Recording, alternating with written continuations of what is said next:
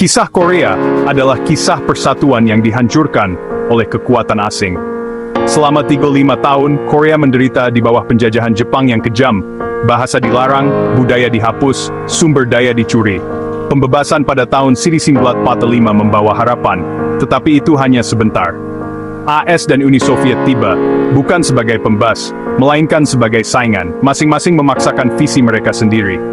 Korea menjadi pion dalam Perang Dingin, nasibnya ditentukan di Washington dan Moskow, bukan Seoul. Semenanjung itu, yang dulunya bersatu, kini menjadi papan catur strategis. Mimpi kemerdekaan Korea dikesampingkan oleh agenda negara adidaya. Benih-benih perpecahan ditaburkan, menyiapkan panggung untuk konflik yang menghancurkan. Harapan rakyat hilang dalam bayangan persaingan global. Luka kolonialisme dan Perang Dingin akan menentukan masa depan Korea. Perpecahan Korea dimulai dengan satu garis yang sembarangan, paralel ke 38. Awalnya dimaksudkan sebagai batas administratif sementara, garis itu segera menjadi perbatasan yang diperkuat. Di utara, Soviet menempatkan Kim Il-sung dan membangun negara komunis. Di selatan, AS mendukung Syngman Rhee dan mendirikan demokrasi kapitalis. Kedua belah pihak mengklaim legitimasi, keduanya mempersenjatai diri untuk penyatuan kembali, dengan paksa jika perlu.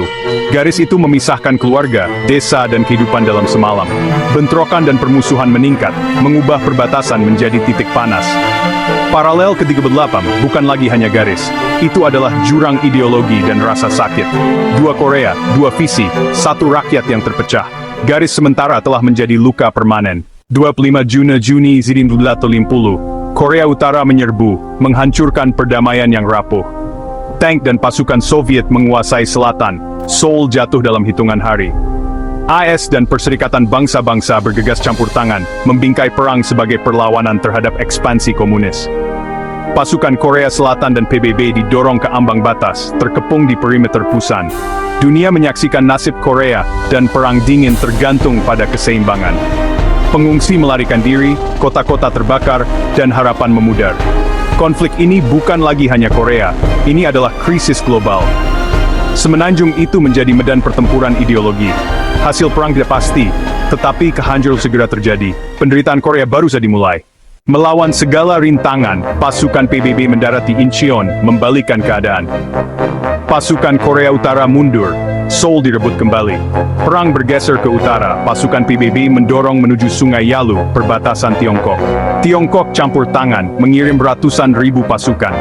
Konflik meningkat menjadi kebuntuan brutal, dengan kedua belah pihak menderita kerugian besar. Mimpi penyatuan kembali menghilang, digantikan oleh perang parit dan atrisi. Kota-kota berpindah tangan, tetapi garis depan hampir tidak bergerak. Perang menjadi ujian ketahanan, bukan strategi. Harapan untuk kemenangan cepat larut dalam lumpur dan darah pertempuran tanpa akhir. Perang Korea menjadi simbol kesia-siaan Perang Dingin. Perang membuat Korea hancur, jutaan tewas, kota-kota hancur, keluarga terpisah selamanya. Setelah bertahun-tahun kebuntuan, gencatan senjata ditandatangani pada tahun 1953, bukan perdamaian, hanya gencatan senjata. DMZ didirikan, mengukuhkan perpecahan. Korea Selatan bangkit sebagai demokrasi dan kekuatan ekonomi. Korea Utara menjadi terisolasi dan represif. Perbatasan tetap menjadi yang paling dijaga di dunia, pengingat harian akan perang yang belum selesai.